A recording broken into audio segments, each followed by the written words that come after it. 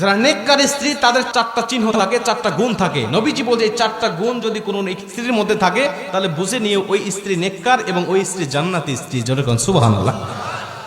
দেখেন তো আপনার স্ত্রীর মধ্যে মেলে কিনা এই চারটা গুণের কয়টা গুণ আপনার স্ত্রীর মধ্যে আছে। মা বোনেরা আপনারা একটু মিলান নিজের সাথে যে চারটা চিহ্ন বা চারটা গুণ এর মধ্যে আমার কয়টা আছে আর কয়টা নাই। যেটা নাই সেটা আপনি আমল করার চেষ্টা করেন।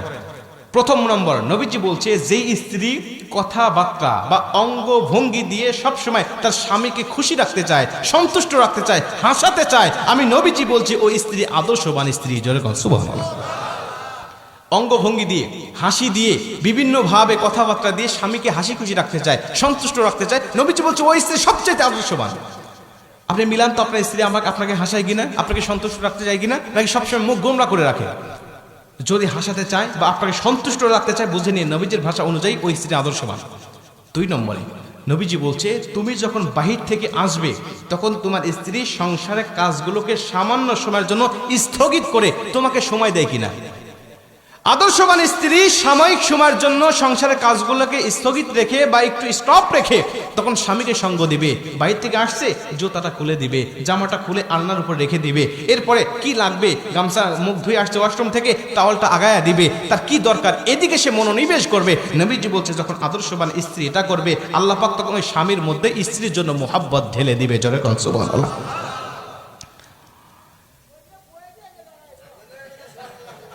চাচা কি কয় একটা কি যে মুসিবতে আছে না আপনার, আমি তো বুঝতে পারতেছি। তো এইটা হলো 2 নম্বরে, তার মধ্যে 2টার মধ্যে 2টাই নাই, এটাই তো। আচ্ছা 2টা ফেল। গাজীপুরের মায়েরা আপনাদের দুর্নাম হয়ে যাচ্ছে কিন্তু।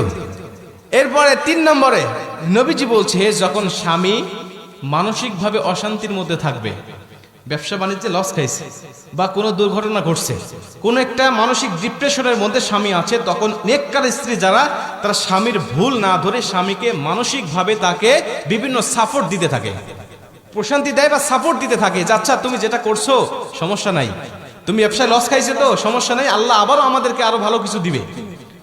আর যারা বদকার স্ত্রী তারা বলে আমি কইছিলাম তোমাকে এটা না করার জন্য, আমি কইছিলাম এই ব্যবসাটা না করার জন্য, আমি কইছিলাম এবং যে না যাওয়ার জন্য, তুমি আমার কথা শোনো না, এখন কেমন লাগে দেখো। এটা হলো বদকার স্ত্রীর কথা। নেককার স্ত্রীর কথা আচ্ছা তুমি যেটা করেছো এটা তো আল্লাহর তরফ থেকে হয়েছে, আল্লাহ তো বলেছেন ওয়ালা সাউফা ইউতিকা রাব্বুকা ফাতারদা, অচিরেই তোমার রব এমন কিছু দিবে যা দেখে তুমি সন্তুষ্ট হয়ে যাবে, অতএব মন খারাপ করো না, আল্লাহ এর থেকে আমাদের জন্য ভালো কিছু রেখে দিয়েছে। যেরকম সুবহানাল্লাহ বলেন। এমন কথা যখন কোনো স্ত্রীরা বলবে স্বামীকে, তখন ওই স্বামী কিন্তু যদিও কষ্টের মধ্যে থাকে কষ্ট মুহূর্তের মধ্যে দূর হয়ে যাবে, যে কেউ আমার পাশে নাই, আমার পাশে আমার মা